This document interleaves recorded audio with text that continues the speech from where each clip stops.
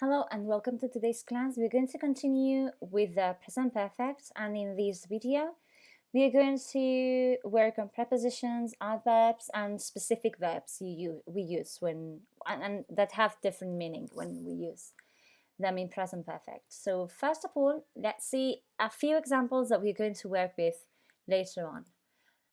For example, she has studied a lot, 4 years. I haven't painted my room yet. We have already done some exams this year. This is the best film I have ever seen. She has studied a lot since the course started. Have you ever driven a car?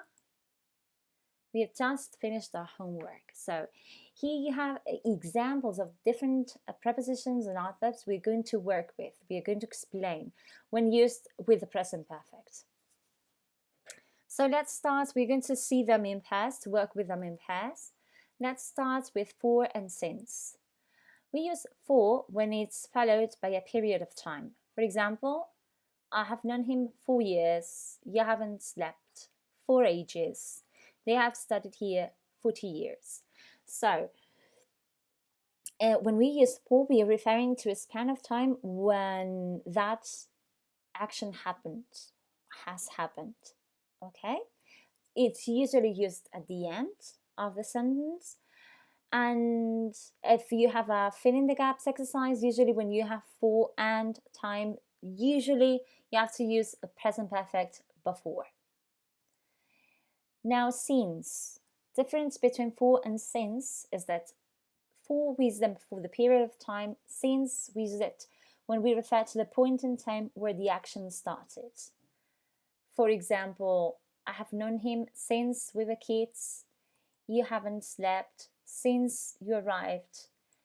They have studied here since February. If you take the two last examples of each preposition, they have studied here 40 years. They have studied here since February. You can, it's not the case, but you can refer to the same amount of time, either using for or since. If you think of your time here in Benilloba, for example, you can think of the moment you started school here. For example, I have studied here since I was 11, since 2012, or you can refer to the period of time, to the whole time you've been here. For example, I have studied in Benilloba since for 2.5 years, for example, right? So let's move on to the next two, already and yet. Already is used in affirmative sentences, usually after have, that is, between the auxiliary and the main verb. I have already finished my homework. The train has already arrived. It means that an action has already happened, right? So as for yet, with the same meaning, we use it with negative and interrogative sentences. And it always comes in the end. I haven't finished my homework yet. Has the train arrived yet? As you can see, already be in between the auxiliary and the verb, yet, always at the end. This is very important. Okay? Cool. So let's move on. Ever and never. Ever is used in affirmative and questions. For example, this is the best film I have ever seen. Have you ever gone to the cinema? When we use present perfect with ever, it is sort of an intensifier.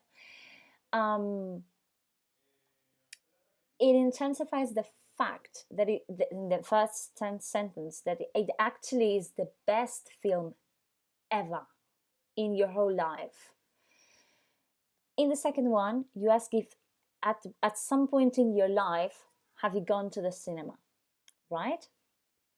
As with never, we use it in affirmative but with a negative meaning. It basically has the same meaning that never has in present simple. The fact that you have not done an activity yet or still. Okay, now just and still. Just is used in affirmative. It means recently finished. We usually use it between the auxiliary have and the main verb. I have just eaten a sandwich. This is very, very easy. As for still, we use it with negative sentences. And before the auxiliary, I still haven't finished my homework. As you can see, still and yet have very, very, very similar meaning. So why do we have two? Well, if you compare this sentence, they still haven't tidied up their room, to these other, they haven't tidied up the room yet. Both of them are correct, but they have a difference in meaning. When I use still, I mean I expected it to happen earlier. Okay, the still haven't tidied up the room has a negative connotation. I wanted it tidied up and it is not. I expected it to be tidied up by now. If I use yet, on the contrary, I expect it to happen soon. Okay, so using still versus yet has a negative connotation. If I use still, it means that I'm a little bit disappointed with how the events have come up. If I use yet, it means that I have hope that they will come the way I want. To finish with, we're going to explain the difference between been and gone. When I use been in the present perfect, means that I have traveled somewhere and I have come back. All right? For example, I have been in London twice. It means I've been there and I've come back. Now I'm here. They have been in school today. They have gone to school, but they are back home. Whereas if I use gone, it means that I'm still there. I'm not back yet.